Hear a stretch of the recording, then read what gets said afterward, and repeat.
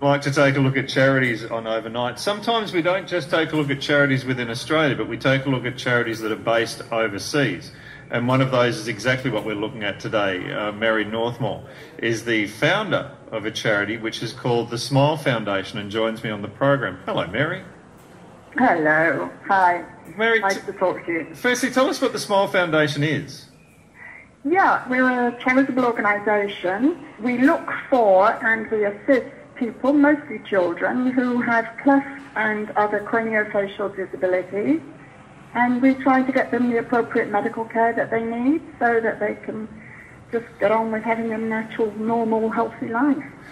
When you take a look at that, is that because the expertise isn't in Indonesia, or is it both the funding for Indonesian hospitals but also Australian? That's a good question. I think that it's a bit of both, really. We've just passed our 10-year mark, and actually I set up this foundation at the urging of a very prominent Australian Professor Dr. David Davis, who has been coming here already for many years, teaching and encouraging the development of cleft and craniofacial surgeries here. And it's quite interesting. When you look, 10 years ago, we had one plastic surgeon here in Bali, and we're now well on our way to getting 6. We've got 5.5 currently, the 6th being about to qualify as a plastic surgeon. So services here have developed extraordinarily fast. You know, we're very, very happy about that. But at the same time, we've developed the outreach facilities that enable us to get to more people. So actually, the number of people we reach, we just passed our 2,500 patients. This is throughout Eastern Indonesia. And many of these people previously have had no health care, or they didn't know, how to access any health care. So we're sort of bridging the gap for them. But it's wonderful to see that resources are developing, albeit slower than you would wish. So does this mean that 10 years ago there was a feeling that there wasn't a need for this surgery, or there wasn't the ability for these children to have the surgery, or a bit of both?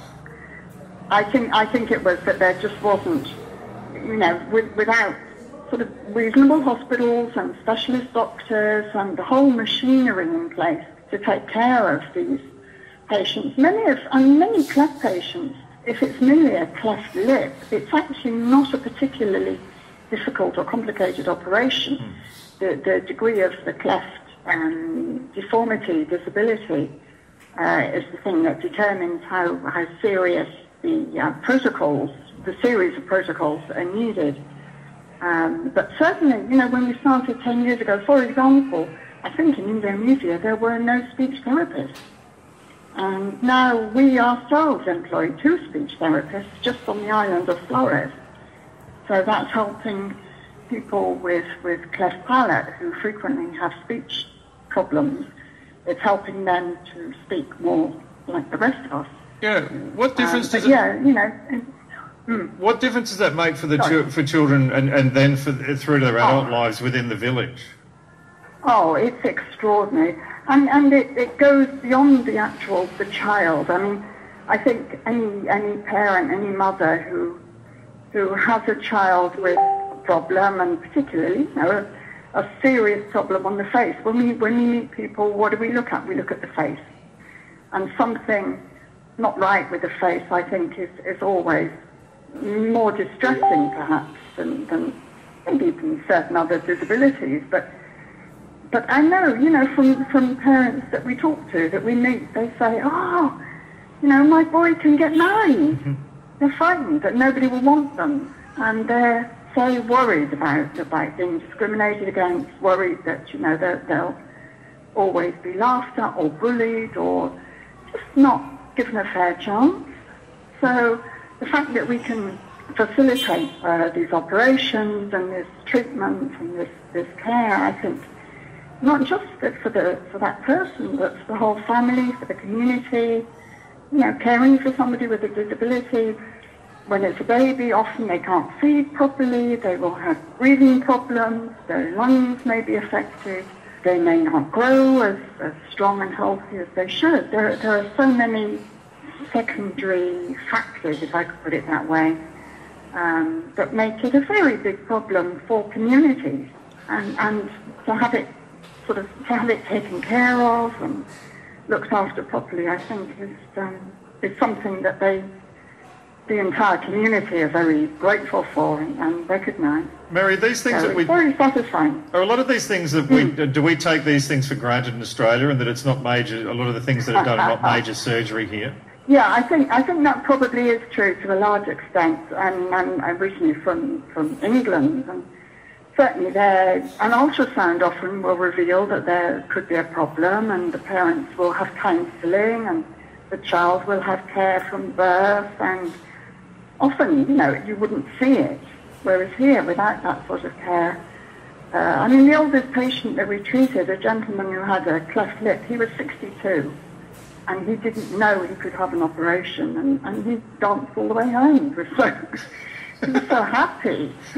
It's hard to imagine what a burden that would have been on him. Mary, do you find that... most of his life. Do you find now that people come to you, are you well recognised and well established now that people will come to you, you don't have to go out and find people? We still have to go out and find them because, Indonesia is such a big country with so many islands and so many very, very significant communities of people living in what, to us in perhaps the central areas appear to be isolated or remote communities. And they still don't know. We do have to go out there and tell them and look for them. But once we find them, they will be the multipliers who go on and tell other people and, encourage other people to come to us for help. So it does create a network. Is it called the Smile Foundation simply because it makes people smile? Well, I hope so. It certainly does make people smile. But actually, I think that SMILE is globally, perhaps, it's a shorthand for foundations that care for people with cleft disabilities. I think that's true globally. So we always know if we hear of somebody involved with an organisation for which part of the name is SMILE, then it's, yes, they will be partners in some way. Now, Mary, you do some of the surgeries done in Indonesia and some in Australia, is that right? Yes, most of them now. Most of them are done in Indonesia. Some which in the beginning we had to send to Australia now can be done here, but still the really difficult ones where it involves facial reconstruction due to, could be accidents, it could be tumours.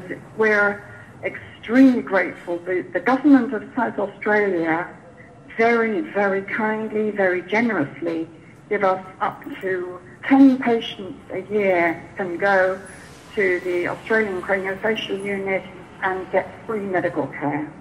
And that is an extraordinary gift because often it really is the most sophisticated craniofacial medical care on earth, I think, that they're getting there. So when we find these really, really difficult cases, we're very fortunate that we have that option. The in-between cases, more and more, we are now able to do in Indonesia.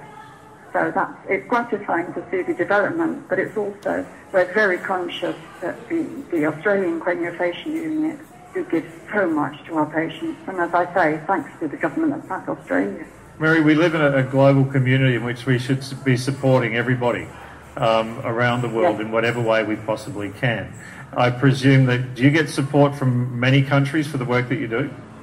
We do. It's heartwarming, and it's, how to say, so often the news is bad and it can be quite depressing, and you hear about, really negative things happening. And yet here with what we're doing, we have support. Let me say, I mentioned the help from Australia. We also have significant help from the United States, from a foundation in the Netherlands, from a German foundation, and then from individuals. And they're all over the world. They really are from all over the world. What you say is so true, that there are very few good news stories, and we should hang our hats on the good news stories when they exist and the people that are achieving those good news stories. Absolutely. For people in Australia that want to support you, what should they be doing? The easy one, of course, is money, because we have to pay for health care, although the government here in Indonesia are pushing ahead with plans for free public health care, but, you know, we're not quite there yet. So donations are most welcome. We have a very nice website, which is the Smile Foundation of Bali, and if anybody just put into Google Smile Foundation of Bali, they will find us. They'll be able to read and learn a lot more about us, and they can make donations through the website.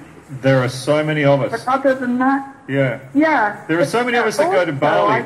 It's such a great way to be able to support the Balinese, instead of just instead of just taking advantage of the beautiful country. Indeed, yeah, I think that's very true, and there are so many people already who do come and who do support us in all sorts of ways. Some Australians came the other day, and I think they call themselves the Happy Faces. And this is just an informal group of friends, and they come and they collect toys for children and cakes and goodies, you know, and they come and they just help give and share it with people. And it really is wonderful, because they break down the barriers, and I think they make the world a smaller and a much nicer place for it. Mary, thank you for telling us a little bit about the foundation today and for putting it out there for our listeners to know about. It's my pleasure. Thank you so much. Love to talk to you.